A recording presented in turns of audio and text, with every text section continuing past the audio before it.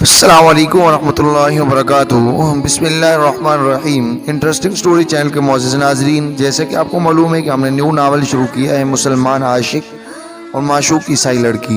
اگر ناظرین کو یہ ناول پسند نہیں ہے تو پلیز کمنٹس باکس میں اپنی رائے کا اظہار ضرور کیجیے تاکہ ہم اس ناول کو سٹاپ کر دیں، تاکہ آپ کا بھی ٹائم ویسٹ نہ ہو، ہمارا بھی ٹائم ویسٹ نہ ہو۔ تو کچھ کہے بغیر اب ہم چلتے ہیں آپ کا ٹائم ویسٹ کیے بغیر اپنی ویڈیو کی جانب۔ سکندر بیگ جو ہے یہ مارسی سے گفتگو کر رہا تھا کہ اگر میں اس مارکے میں، اس میلے میں جیت گیا تو میں تمہاری ماں سے تمہارا ہاتھ مانگ لوں گا۔ جیسے کہ آپ جو ہے تمنیل کے اوپر پڑھ چکے ہیں کہ سکندر مارسی سے بے پناہ محبت کرتا تھا، جبکہ مارسی بہت شدت سے اس سے نفرت کرتی تھی۔ اب سکندر یہ کہہ کر ترکستان میں، ترک کے میدان میں اب جا چکا ہے، تو یہاں سے اپنی سٹارٹنگ لیتے ہیں۔ میں تمہاری ماں سے تمہارا ہاتھ مانگ لوں گا۔ مارسی شدید بے چین تھی اور آنے والے وقت سے ہراساں تھی۔ مارسی کی نگاہیں جھکی ہوئی تھی کہ اچانک اسے اسٹیڈیم میں شور سنائی دیا، زوردار تالیوں کا شور۔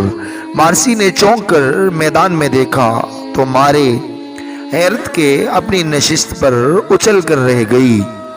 ایک اجنبی نوجوان جس کے جسم پر عربی لباس تھا، اسٹیڈیم کی ایک جانب سے ایک سفید گھوڑے کو ایڑ لگاتا ہوا داخل ہوا۔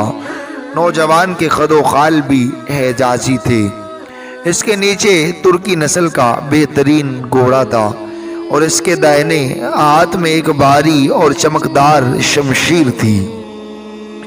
اس کے جسم پر نہ ہی زرہ تھی اور نہ ہی پیش قبض، اور اس کے سر پر اہنی خود کی بجائے خالص حجازی طرز کا عمامہ تھا۔ نوجوان کی عمر زیادہ سے زیادہ 17 برس رہی ہوگی۔ تماشائی پورے جوش سے تالیاں بجا رہے تھے۔ اجنبی نوجوان کو آتا دیکھ کر سکندر کے ماتھے پر شکنیں نظر آنے لگی۔ اسے اس عرب نوجوان کی آمد پر شدید حیرت ہوئی۔ اسٹیڈیم کے اعلانچی نے بآواز بلند اعلان کیا اور لوگوں کو بتایا کہ اجنبی نوجوان کا نام قاسم بن ہشام ہے۔ یہ حجاز کے شہر کا رہنے والا ہے جہاں اسلام کا اولین سورج طلوع ہوا تھا۔ اعلانچی نے بتایا کہ قاسم عثمانی تربیت گاہ کے شمشیر زنی کے استاد طاہر بن ہشام کا چھوٹا بھائی ہے۔ اس اعلان کے ساتھ ہی سلطان مراد خان ثانی کے چہرے پر بھی حیرت و اشتیاق کی لہر دوڑ گئی، اور سلطان کے پہلو میں بیٹھا نوعمر شہزادہ بھی حیرت سے چونک اٹھا۔ لیکن مارسی کی حالت سب سے عجیب تھی۔ وہ اپنی نشست پر بار بار پہلو بدلتی اور مٹھیاں بیچ بیچ کر اپنے جذبات کا اظہار کرتی۔ عرب شہ سوار سکندر بیگ کے سامنے آیا تو سکندر نے مسکرانے کی کوشش کی۔ اس نے عرب شاہ سوار کو حسب سابق حقارت کی نظر سے دیکھتے ہوئے کہا، نوجوان، میں تمہارے چہرے پر جرأت و بہادری کے نقش دیکھ رہا ہوں، لیکن افسوس تمہارا تمام تر اعتماد سکندر بیگ کے پہلے وار سے ہی خاک میں مل جائے گا۔ یہ مکہ نہیں، ترکی سلطنت کا دار و خلافہ ادرانہ ہے، اور میں سلطان مراد خان ثانی کا سب سے مضبوط شمشیر زن ہوں۔ قاسم سکندر بیگ کے فرعونیت سے بھرپور لہجے کو محسوس کر کے عارفانہ انداز میں مسکرایا اور پھر انتہائی نپے تلے انداز میں مخاطب ہوا، میں وقت سے پہلے بلند بانگ دعووں کا قائل نہیں ہوں۔ میں صرف اتنا جانتا ہوں کہ میرے بدن میں خالد بن ولید کا خون دوڑ رہا ہے۔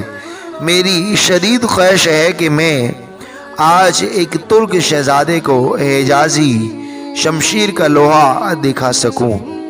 قاسم نے اتنا کہا اور اپنے گھوڑے کو ایڑ لگا دی۔ سکندر پوری طرح تیار تھا۔ قاسم نے تلوار فضا میں بلند کی اور خالص عربی لہجے میں اللہ اکبر کہہ کر سکندر پر ٹوٹ پڑا۔ سورج کی شعاعیں قاسم کی چمکدار تلوار پر پڑی اور تماشائیوں کی آنکھیں چندیاں گئی۔ محض تلوار کی چکا چوند نہیں تھی بلکہ آسمانی ساکہ کی لپک تھی۔ قاسم کے تابڑ توڑ حملے سکندر کے لیے عزیمت کا پیغام لے کر آ رہے تھے۔ سکندر کی تمام چالیں دری کی دری رہ گئی اور وہ مسلسل ہر وار کو تلوار پر روکنے لگا۔ بظاہر ایسا لگ رہا تھا کہ قاسم جلد تک جائے گا۔ مارسی قاسم کے ہر وار کے ساتھ اچھل رہی تھی۔ وہ اب اپنی نشست پر کھڑی ہو گئی تھی۔ تمام تماشائی چیخ چیخ کر قاسم کو داد دے رہے تھے۔ سلطان بے ساختہ مرحبا مرحبا پکار رہا تھا اور شہزادہ محمد اپنے شاہانہ مرتبے کو بھول کر بالکل بچکانہ انداز میں تالیاں بجا رہا تھا۔ یک لخت قاسم نے نئی چال چلی اور اپنے آپ کو تھکا ہوا ظاہر کرنا شروع کر دیا۔ سکندر نے قاسم کے وار میں کمزوری محسوس کی تو اپنے ڈوبتے ہوئے دل کو حوصلہ دیا اور بڑھ کر قاسم پر حملہ کر دیا۔ اب قاسم سکندر کے ہر وار سے اپنے آپ کو بچانے کی کوشش کرتا ہوا محسوس ہو رہا تھا۔ اس کا گھوڑا مسلسل الٹے قدموں پیچھے ہٹنے لگا تھا اور اس کی تلوار پے در پے سکندر کے وار سہنے لگی تھی۔ سکندر بھی بری طرح سے تک چکا تھا اور چاہتا تھا کہ کسی طرح جلد از جلد یہ مقابلہ ختم ہو۔ اچانک قاسم نے گھوڑے کی پشت پر اپنے پاؤں کھینچ لیے اور زین پر اکڑاؤں بیٹھ گیا۔ اگلے لمحے تماشائی قاسم کا کرتب دیکھ کر حیران رہ گئے تھے۔ قاسم نے اپنے بدن کا بوجھ اپنے پیروں پر ڈالا اور ایک جھٹکے سے کھڑا ہو گیا۔ پورا اسٹیڈیم ایک ساتھ تالیوں سے گونج اٹھا تھا۔ اب دراز قد قاسم سکندر سے بلندی پر تھا اور حملہ کرنے میں اس کی پوزیشن کو فوقیت حاصل تھی۔ اس نے گھوڑے کی زین پر کھڑے ہو کر پہلا وار اس قدر بھرپور اور زوردار انداز میں کیا کہ سکندر کے چکے چھوٹ گئے۔ فرتے جذبات سے مارسی کی چیخ نکل گئی۔ سکندر بیگ دراز قد و قامت قاسم کے پہلے وار کو ہی نہ سہ سکا۔ قاسم کی شمشیر کسی عینی گرز کی طرح سکندر پر گری تھی۔ سکندر نے اپنی تلوار آگے کر کے قاسم کے وار کو روکنا چاہا، لیکن ضرب اتنی کاری تھی کہ سکندر گھوڑے کی پشت پر سنبھل نہ سکا اور نیچے گر گیا۔ قاسم نے کسی بازیگر کی طرح گھوڑے کی پشت سے چھلانگ لگائی اور سکندر کے سنبھلنے سے پہلے ہی اس کے سر پر سوار ہو گیا۔ سکندر کے ماتھے پر پسینے کی بوندیں چمکتی دیکھ کر مارسی کھل اٹھی۔ سلطان مارے اشتیاق کے خود تالیاں بجانے لگا۔ قاسم نے زمین پر قدم رکھتے ہی سکندر کو آڑے ہاتھوں لیا۔ سکندر ابھی پوری طرح سنبھل بھی نہیں پایا تھا کہ قاسم نے بجلی کی سی تیزی کے ساتھ اس پر حملہ کر دیا۔ اب سکندر کو اپنی شکست صاف نظر آ رہی تھی۔ قاسم نے یک لخت پہلو بدلا اور سکندر کے بائیں پہلو پر زوردار ضرب لگانے کا جانسا دیا۔ سکندر نے تیزی سے تلوار آگے کی، لیکن وہ قاسم کی چال نہ سمجھ سکا۔ قاسم نے بائیں پہلو پر حملہ کرنے کی بجائے ہوا میں ہی اپنا ارادہ بدلا اور سکندر کے دائیں بازو پر تلوار کی زوردار ضرب لگائی۔ سکندر کے بازوؤں پر عینی بازو بند چڑھے ہوئے تھے۔ قاسم کی تلوار نے لوہے کے بازو بند کو کاٹ کر سکندر کے بازو کو معمولی سا چیر ڈالا۔ خون کے قطرے زمین پر گرے تو یکدم اسٹیڈیم میں موجود تماشائی خاموش ہو گئے۔ قاسم نے صورت حال کی نزاکت پر غور کیا اور یک لخت اپنے تابڑ توڑ حملوں کا سلسلہ بند کر دیا۔ وہ سکندر کو بیجو تاب کھاتا چھوڑ کر چند قدم پیچھے ہٹ آیا، جہاں مقابلے کے منصفین ایک قطار میں کھڑے تھے۔ تمام لوگوں کے چہرے پر حیرت و اشتیاق کے جذبات سب تھے۔ قاسم بے خبر انداز میں اسٹیڈیم کے تماشائیوں کی جانب دیکھ رہا تھا کہ سکندر بے اصولی کا مظاہرہ کرتے ہوئے تیزی سے قاسم کی جانب لپکا۔ اگر مارسی اپنی نشست سے چیخ کر قاسم کو خبردار نہ کرتی تو سکندر یقیناً قاسم کی گردن کاٹ لیتا۔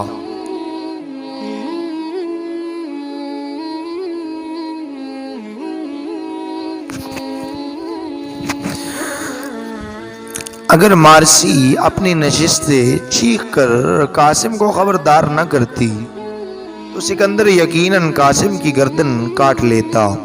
قاسم نے مارسی کی چیخ سنی اور ایک لمحے میں صورتحال کا اندازہ کر لیا۔ اگلے لمحے وہ کسی چیتے کی طرح اپنی جگہ پر اچھلا اور گھوم کر نہ صرف سکندر کے وار سے خود کو بچا لیا بلکہ پوری قوت سے سکندر پر حملہ بھی کر دیا۔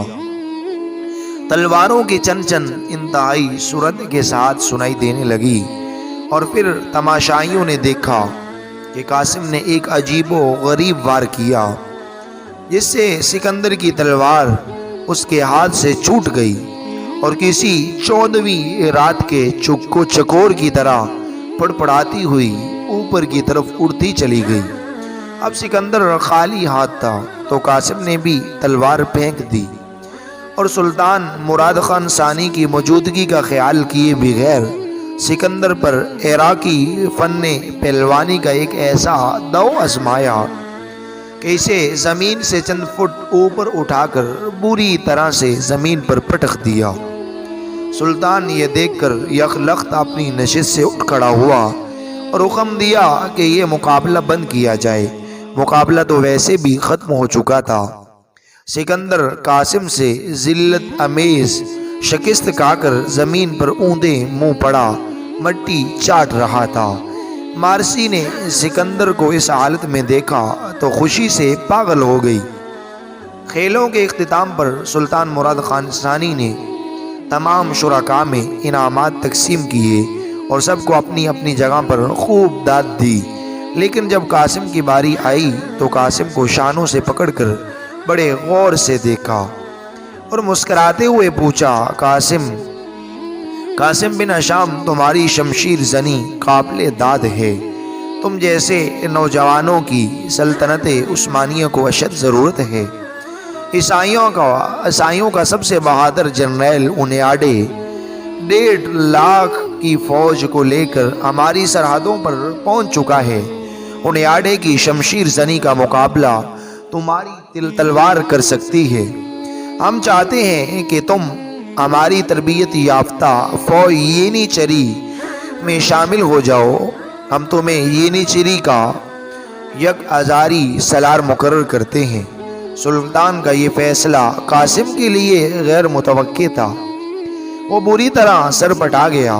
وہ تو محض چند دن گزارنے کے لیے ادرانہ آیا تھا اپنے بھائی طیر بن ہشام کے گھر، وگرنہ اپنے شہر مکہ میں اس کی مصروفیت بہت زیادہ تھی۔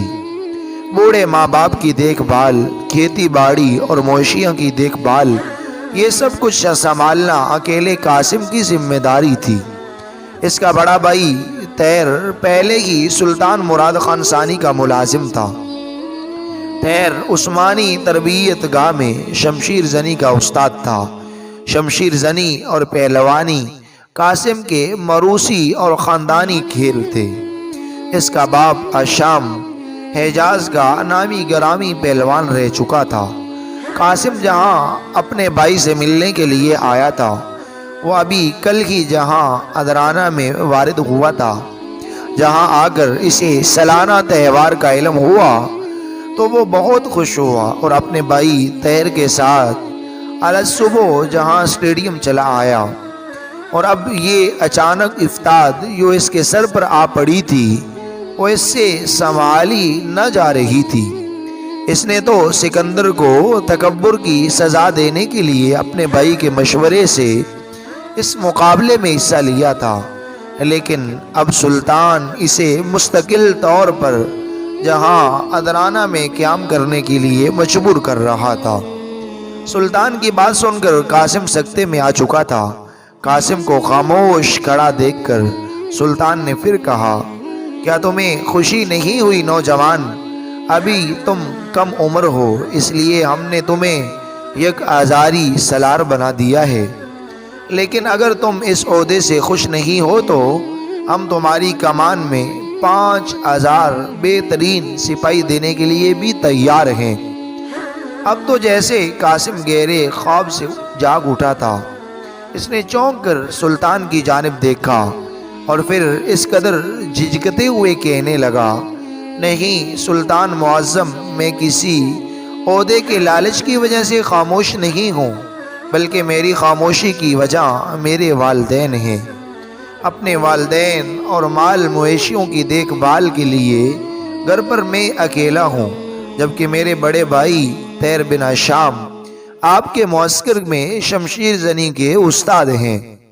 سلطان نے خاموشی سے قاسم کی بات سنی اور پھر بڑے نرم لہجے میں قاسم سے مخاطب ہوا، مال مویشیوں یا گھر بار یہ دنیاوی زندگی کا سہارا ہے۔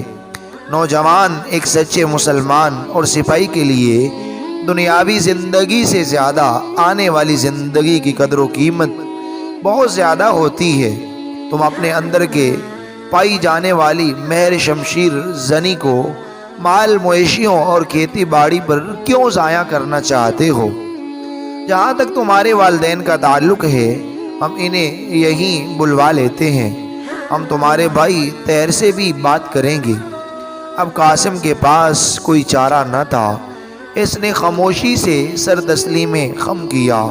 سلطان قاسم کی رضامندی سے بہت خوش ہوا اور اپنی بہترین فوج یینی چیری کے سپہ سالار کو بلا کر حکم دیا کہ وہ قاسم بن ہشام کی کمان میں 5000 سپاہیوں کا لشکر مقرر کر دے۔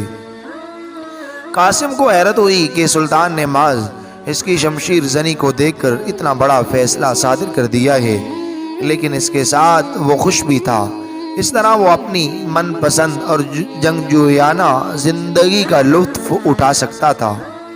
مارسی خواتین کے حصے میں اپنی نشست پر بیٹھی سلطان اور قاسم کی کارگزاری دیکھ رہی تھی۔ اس کے دل میں قاسم کے نام کا شرارہ پھوٹ چکا تھا۔ یہ دراز قد اور خوش شکل عرب نوجوان سکندر کی فرعونیت کے لیے پیغام اجل بن کر آیا تھا، چنانچہ ضروری تھا کہ مارسی اس پر اپنا سب کچھ لٹا دیتی۔ وہ میٹھی میٹھی نظروں سے قاسم بن ہشام کا گدمی چہرہ دیکھ رہی تھی۔ جب تک قاسم سلطان کے پاس کھڑا رہا، مارسی ان کی جانب متوجہ رہی۔ یوں ہی قاسم سلطان سے الگ ہوا، مارسی کی نظر اس کے قدموں کا تعاقب کرنے لگی۔ وہ دور معززین شہر کی نشستوں پر اپنے بھائی کے قریب جا کر بیٹھ گیا۔ اب مارسی کے لیے اس اسٹیڈیم میں کوئی کام نہیں تھا۔ وہ اپنی جگہ سے اٹھی اور بیر کی طرف چل پڑی۔ گھر پر مارتا نے مارسی کو آڑے ہاتھوں لیا۔ لڑکی، تمہارے اتوار بگڑتے جا رہے ہیں۔ آج صبح بھی تم نے پھر سکندر بیگ کے ساتھ بد اخلاقی کا مظاہرہ کیا ہے۔ مارتا کے اس جملے پر مارسی کا منہ لٹک چکا تھا۔ وہ کسی قدر پھنکارتے ہوئے لہجے میں بولی، امی حضور، آپ دل سے یہ خیال نکال دیجئے کہ میں سکندر بیگ کی دلہن بنوں گی۔ مجھے آپ کا لاڈلا ایک آنکھ نہیں بھاتا۔ مارتا غصے سے بولی، تم پاگل ہو گئی ہو کیا؟ آگے سے مارسی نے جو جواب دیا وہ سننے کے ساتھ اور سمجھنے کے ساتھ تعلق رکھتا ہے۔ ناظرین، ایک بار میں پھر آپ سے یہ ریکویسٹ کرنا چاہتا ہوں کہ اگر آپ کو یہ ناول پسند نہیں آئی تو کمنٹس باکس میں اپنی رائے کا اظہار ضرور کیجئے۔ یہ بہت زیادہ انٹرسٹنگ ناول ہے، انٹرسٹ ہے۔ اگر آپ اس کو دیکھیں گے اور اس کو سمجھنے کی کوشش کریں گے کہ کیسے سلطان اور مارسی اور قاسم کا آپس میں عشق چلتا ہے اور یہ پھر عشق کیسے ایک اسلام کی فتح میں چینج ہو جاتا ہے، تو یہ سب دیکھنے کے لیے ہمارے ساتھ رہیے گا۔ اگر آپ یہ چاہتے ہیں کہ یہ ناول آپ کو پسند نہیں ہے تو آپ کمنٹس باکس میں بھی رائے کا اظہار ضرور کیجیے، ہم انشاءاللہ اس کو سٹاپ کر دیں گے۔ اگر آپ یہ چاہتے ہیں اس کو کنٹینیو رکھا جائے تو پھر بھی آپ کمنٹس باکس میں اپنی رائے کا اظہار ضرور کیجیے۔ اگر آپ نے ہمارے چینل کو سبسکرائب نہیں کیا پلیز سبسکرائب کر لیجیے اور ویڈیو کو لائک اور شیئر کیجیے اور کمنٹس باکس میں اپنی رائے کا اظہار ضرور کیجیے۔ اب ہمیں اجازت دیجیے، نیکسٹ ایپیسوڈ تک اللہ حافظ، جزاکم اللہ خیر۔ اگر آپ کو ہماری ویڈیو سے اور بھی کچھ شکایات ہیں تو وہ بھی کمنٹس باکس میں اب ضرور ہمیں کمنٹ کیجیے گا، اور میں جو انشاءاللہ ویڈیو کا سلسلہ زیادہ سے زیادہ انشاءاللہ سٹارٹ کروں گا، اور ٹائمنگ تو میں ویسے ہی آپ کے کمنٹس کو دیکھتے ہوئے میں نے بڑھا دی ہے۔ اب ویڈیو بھی زیادہ سے زیادہ اپلوڈنگ کا سلسلہ انشاءاللہ جلدی شروع کیا جائے گا۔ جزاکم اللہ خیر، اللہ حافظ۔